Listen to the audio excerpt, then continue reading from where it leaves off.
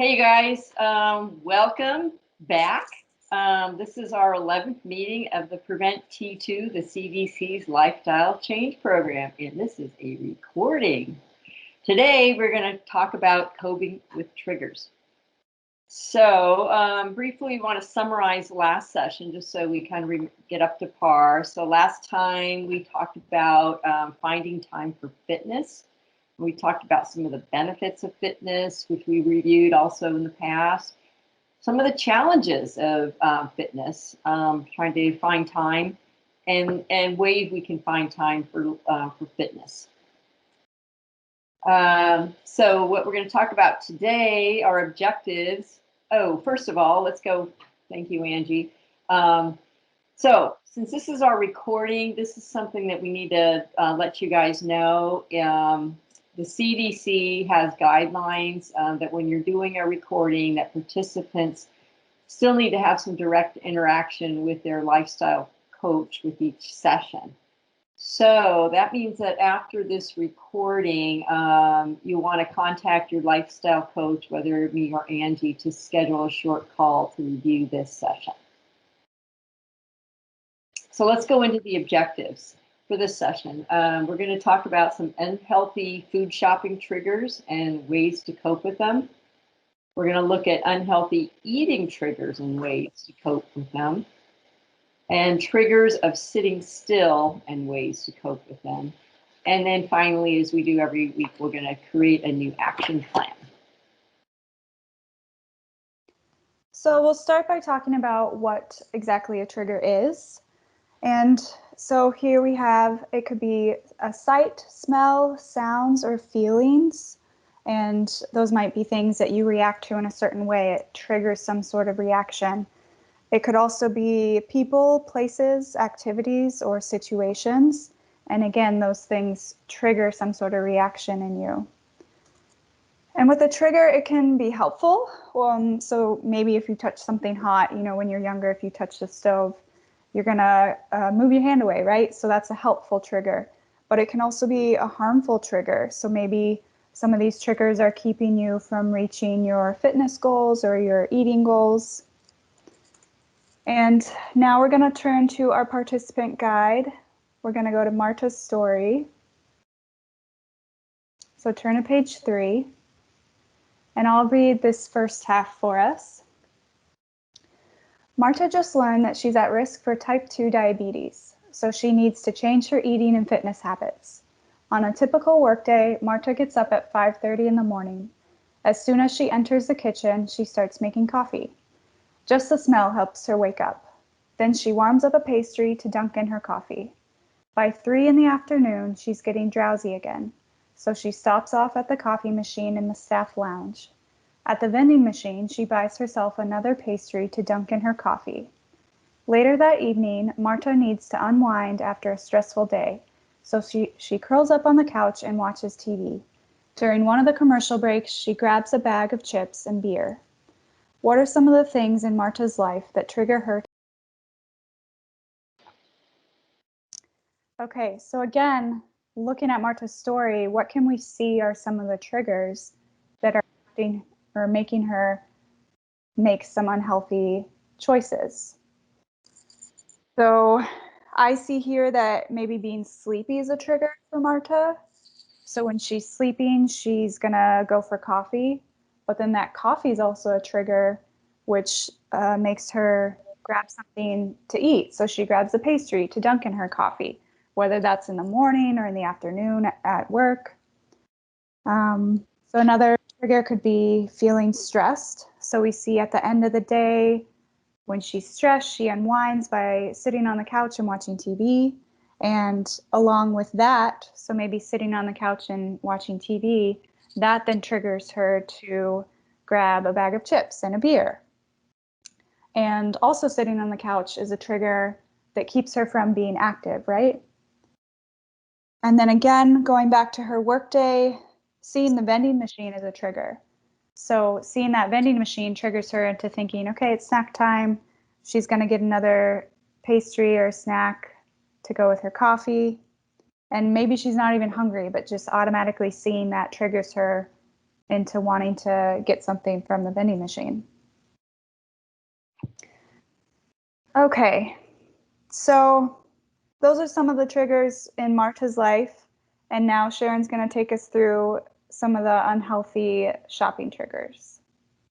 Yeah, so it's kind of, I find it's really interesting how triggers really, we were unconscious of them, and just things just pop up, you know, like when we sit down at a certain chair, we want to eat something, or go by a vending machine, and it just happens without even recognizing this is happening. So it was interesting, Marta's story that explained that. So shopping triggers are all around us as well. So we're going to talk about some of these. So first of all, some of the ways that unhealthy shopping triggers are starting off with being hungry. So when you're hungry, if you think about it, I always say the eyes are bigger than the stomach. And so we go shopping on an empty stomach. I'm sure we're all familiar with this, as we buy more than we bargained for. So having a healthy snack first would be a way to cope with that trigger, or have a little snack before you go. Another trigger can be feeling sad, anxious, stressed, or mad. You know, we tend to eat through our emotions rather than directly deal with them. So one way to deal with that would be to put off the shopping trip until you're feeling better. Another one is if it's on sale, or I have a coupon for it, it's like, wow, that's just such a good deal. I can't pass it up, even though I really don't need it. And so recognizing that you don't have to clip coupons for unhealthy items, just because it looks like a good deal. Sometimes things can just look tempting. And I think the biggest contributor here is in the checkout aisle, where you see, you know, you're standing there waiting for the person in front of you to finish their purchase, and there you see all the little things to buy, whether it's chapstick or a pack of gum or a magazine. Those things are right there, and they're there for that reason. So because they know you're waiting there. So I would say you can't stay away from those part of the stores, but whenever you can, stay away from the tempting part of the stores, or just, you know, kind of focus on something else. The other thing is, as we always say, well, I always buy this. So it might be like a bag of Doritos. Every time you go to the store, I buy that bag of Doritos. But so just kind of recognizing when you are putting that phrase into your mind. So this means sticking with a list, and just kind of going by the list. Another common one is, it's for my spouse, kids, or grandkids, and this is really popular around holidays. And I know, you know, like with Halloween, we'd say, oh, I got to buy chocolate for all the trick-or-treaters, or you never know when company's coming, I need to have something around. So this is an opportunity to show your love in a healthy way.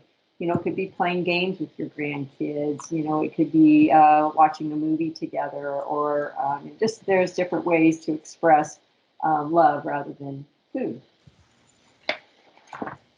So then the next thing, so that's about shopping triggers. And so this next one is about unhealthy eating triggers. So what things that trigger us to make unhealthy choices around eating.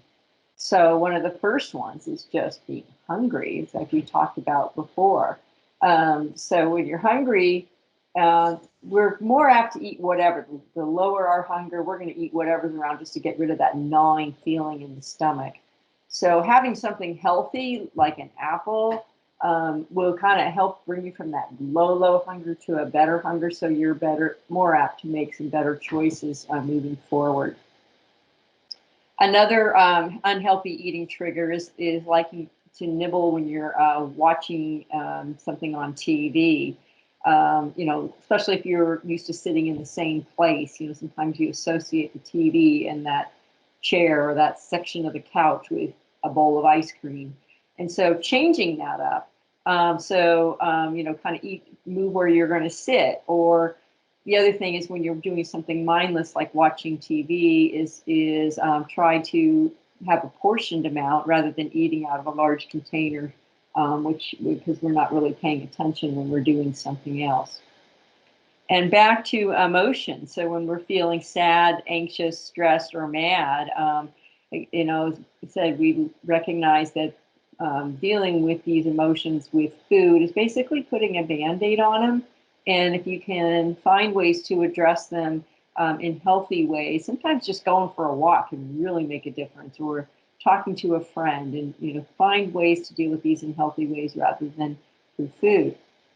And sometimes feeling bored. Sometimes food can be entertainment, and so think about what other things you can do when you're bored that also can alleviate that feeling. Feeling lonely. That's a real tough one because especially during these COVID times, we're not seeing our friends and family as much, and so this is a good time.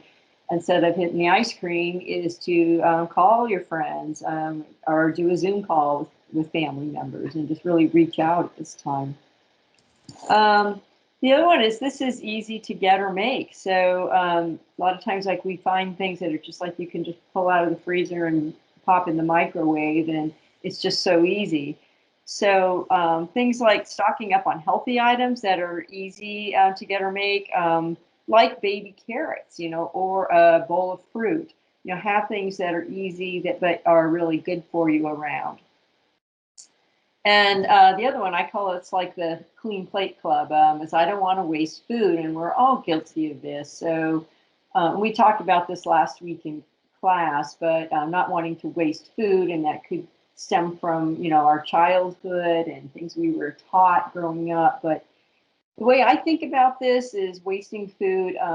You either put it away in a container, or you throw it away. But by putting it into your body, in a way, you're treating your body like that garbage can. And so by putting it away or throwing it away, you're putting it into a better place. I personally take any leftover food and put it in my compost, because that way I know it's going back into the garden, which really feels good.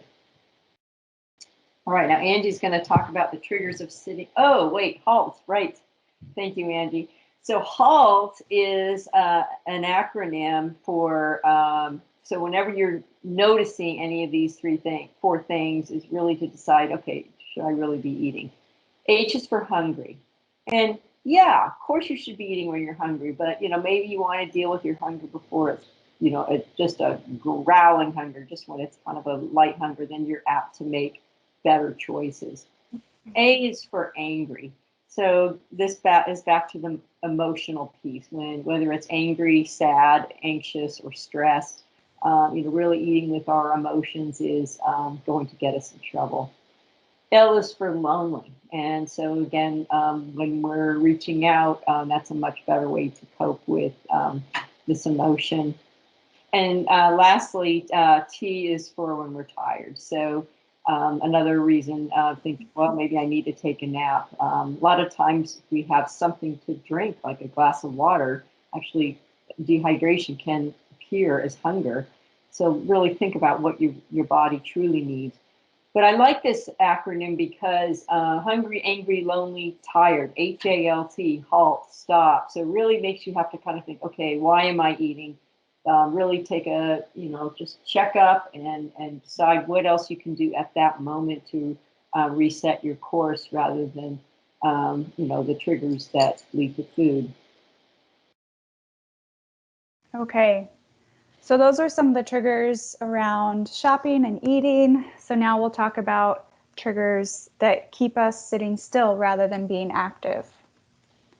So what triggers lead to inactivity? So a couple of these are similar. So I'm tired. Again, maybe at the end of the workday, you're hoping to do a workout, but you're just so exhausted. So that might keep you from being active. And so what are some ways to cope with that? So examining your sleep. So maybe you're not getting enough sleep the night before to sustain your energy for the next day. So maybe kind of reevaluating your sleep hygiene and maybe going to bed earlier, less screen time before bed so you can fall asleep easier, and maybe naps. So maybe taking a short nap in the middle of the day just to kind of refresh and boost that energy. Some other things, maybe getting a buddy. So you might be tired, but maybe working out with a friend could help kind of energize you and get you back into it and get you motivated again. Some other triggers might be commonly with all the other things, some emotions that you're feeling. So maybe you feel sad, stressed, anxious, mad, and maybe that's overwhelming you and you don't feel motivated to do some movement or exercise in your day. So again, recognizing that we can ease these feelings in healthy ways and recognizing that movement can be one of those ways. Oftentimes for me, exercise or walking, movement is a great stress relief, or it's just a moment for me to kind of process some of these emotions that maybe are overwhelming me. So it gives you that opportunity to physically kind of release some of this energy and some of these emotions. So maybe reframing how you see exercise could be helpful with this trigger. So another one is my joints or my feet hurt. So this is a common one. I know multiple people in our group, there might be a knee injury or back issues. So we've talked about this a lot within our group. And the coping mechanism for that is finding ways that you can move your body without hurting yourself. So maybe there are other things. I know folks were talking about riding their bike last week and they have a back injury, but riding their bike doesn't hurt their back, so they're able to do that. Or again, maybe if you're having a knee issue or feet or knee joint issues, you can do maybe an upper body workout that week. So not letting that stop you, but finding alternatives or maybe something more gentle, maybe yoga or light walking that isn't gonna affect you like some of these harder workouts would. Another trigger is I always lie on the couch and watch TV after dinner. And that's another one that we've talked about with this group is, you know, it's common to, after the long work day, just finally relax on the couch and watch some TV at the end of the day. But again, we don't want to let that necessarily stop us. We've talked about this before in a lot of our physical activity focused sessions, that there's plenty that you can do while you're watching TV or while you're sitting on the couch. So again, going back to that, you know, we've talked about the resistant bands, or grab some dumbbells and just lift some weights, whether it's while you watch the show or maybe it's during the commercial breaks, you get up and lift some weights or do some squats or push-ups, whatever it might be. Some folks might have a stationary bike at home or a treadmill. We've talked about that too.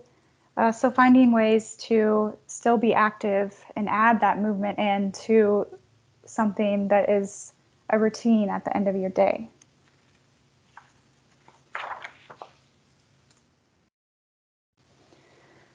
Okay, so again, we've talked about all of these different types of triggers and how to cope with them, but I want to take us back to Marta's story and the second half of her story to see how she decided to cope with her triggers.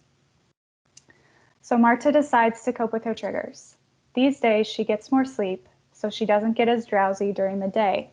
She still has her morning and afternoon coffee, but instead of having a pastry for breakfast, she has some plain non-fat yogurt with berries. Marta stays away from the vending machine at work. Instead, she nibbles on baby carrots. Marta still watches TV to unwind after a stressful day, but she rides a stationary bike or lifts weights while she watches it. And now she has cut up veggies for her evening snack instead of chips and beer. So see, that's great. Marta provides some good examples for us and some of the things we just talked about.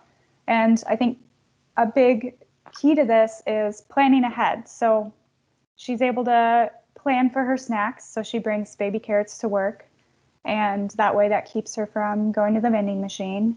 And she's kind of reevaluated her breakfast. She's eating that non-fat yogurt with berries instead of the pastry.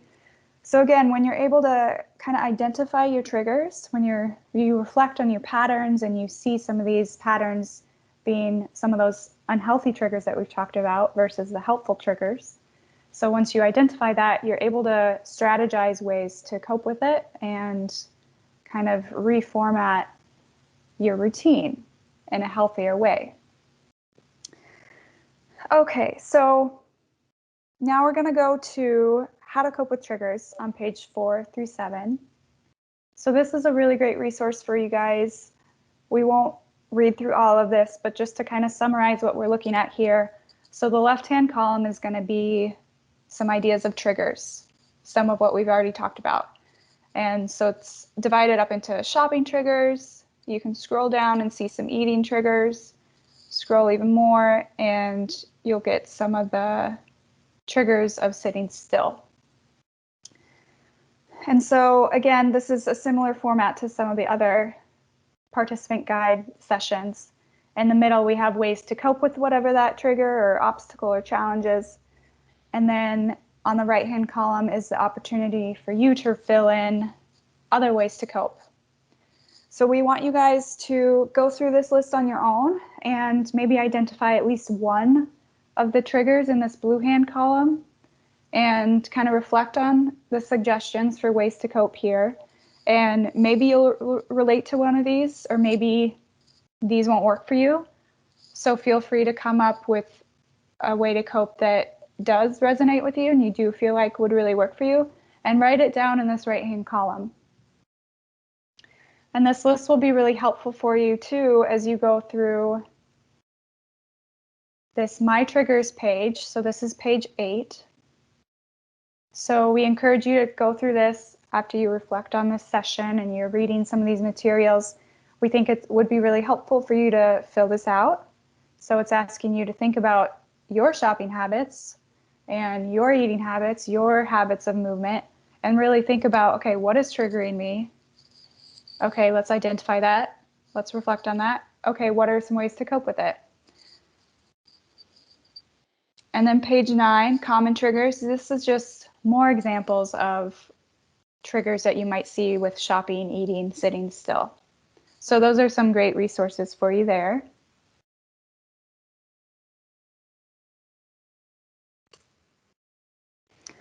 And so this does kind of bring us to summarizing everything that we've talked about. So again, we talked about the unhealthy shopping triggers, unhealthy eating triggers, and the triggers of sitting still. And we discussed all the different ways to cope with them. But as a reminder, since this is a recorded session, we do have to follow the CDC guidelines, which requires us to have participants do a follow-up call with the lifestyle coach. So once you've completed this whole recording, we're not quite done yet. Once you've completed it all, you'll be able to schedule a call with us and then come prepared. So make sure that you've done your how to cope with triggers list on page 4 to 7 and complete your My Triggers on page 8, and then reflect and create a new action plan. So maybe your action plan is going to be related to triggers and strategizing ways to cope with triggers with the following week after you listen to this recording. And again, we'll discuss all of this with you and kind of help you strategize if you need some help. And then I'm going to let Sharon talk to us. We have our little extra lesson for you guys with the holidays coming up. We have a great handout for tips for healthy eating during the holidays. Thanks, Angie. So as far as tips for healthy eating, this is just kind of a great summary.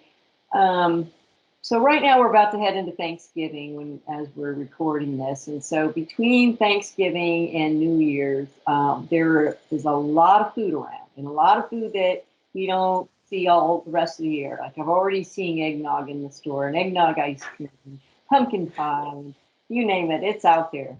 So weight gain can be inevitable for a lot of people. They just kind of get used to this is just what happens. But I'm going to submit to you that it doesn't necessarily have to happen. If you just make some little tweaks in how you approach the holidays. And I would say just maintaining weight, getting through the holidays, that can be success if you're normally someone who gains weight over the holidays. So these 10 tips, I don't need to go down them in real detail right now, but just review them and find ones that really resonate with you. Planning time for exercise is a real important one. And I think number 3, not skipping meals. I think this is a common tendency we do, especially with Thanksgiving, is we starve ourselves all day waiting for that big meal.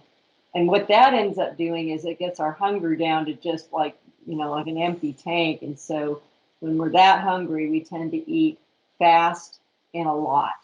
So if you treat Thanksgiving dinner just like a meal. Yes, it's going to be a little more food, but it's going to, if you're going into it just with a mild hunger versus a ravenous hunger, you're going to end up a lot better off without having to unbutton your pants and sit on the couch and take a nap. All those things that we associate with the Thanksgiving coma. So again, don't try not to skip a meal before the dinner. I don't think that parties and buffets are going to be something we're going to be dealing with this holiday season.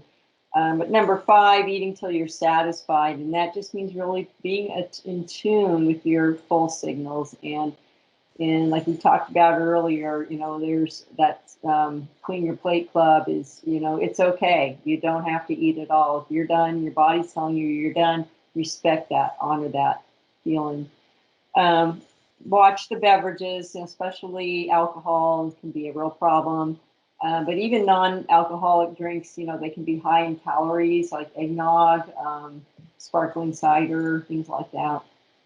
And then the number 7 is interesting. If you overeat at one meal, go light on the next. So that's another thing. Don't feel bad if you overeat, but just balance it out. It's really your calories towards the end of the day.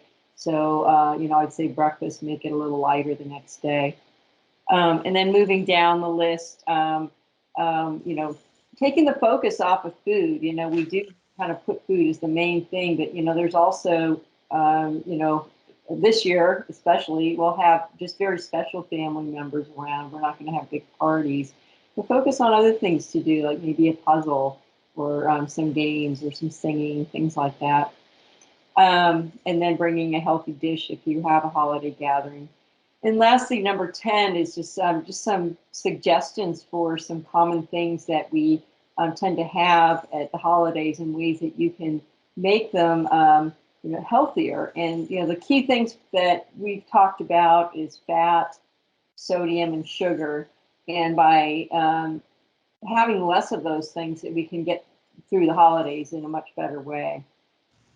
And then let's see, we also have some recipes. And these are just some recipes that some things that we typically have at Thanksgiving, but these are just kind of a little makeover of them. And also they still taste amazing, but they're just going to have less, like the cranberry sauce will have less sugar. Healthy mashed potatoes will have less fat. And then the green bean casserole is going to have less fat and sodium. So we encourage you to give these a try this Thanksgiving and see what you think and see how you feel afterwards. You might feel, so much better by kind of making those little tweaks. So we're coming to the end. We're around the bend. So to complete this session, I'm just going to say one more time, or as Angie said, that our CDC is telling us that participants need to have direct interaction with the lifestyle coach, Angie or I, after each session or during each session. And so since this is a recording, we're leaving it in the ball in your court to contact us for a short call to review the session. So the steps will be is watch this recording, which you've just done, and then you want to write your action plan like we do with all our sessions. And then complete in your workbook how to cope with triggers and the My Triggers. And then bring those 2 things to the call when you call either me or Angie, and there's our contact information there. And one more thing is bring your weight and your physical activity minutes so we can record those as well. And then you're done, easy peasy. So it's really a pretty simple process, but the main thing is, we need to hear from you guys to get the last piece going. Thank you so much. This is our first recorded session. Let's see how it goes. We hope you enjoyed it. Angie, anything you want to say? I think that's it. Thanks, guys. I hope the recording was fun. All right. Thanks a lot. Bye.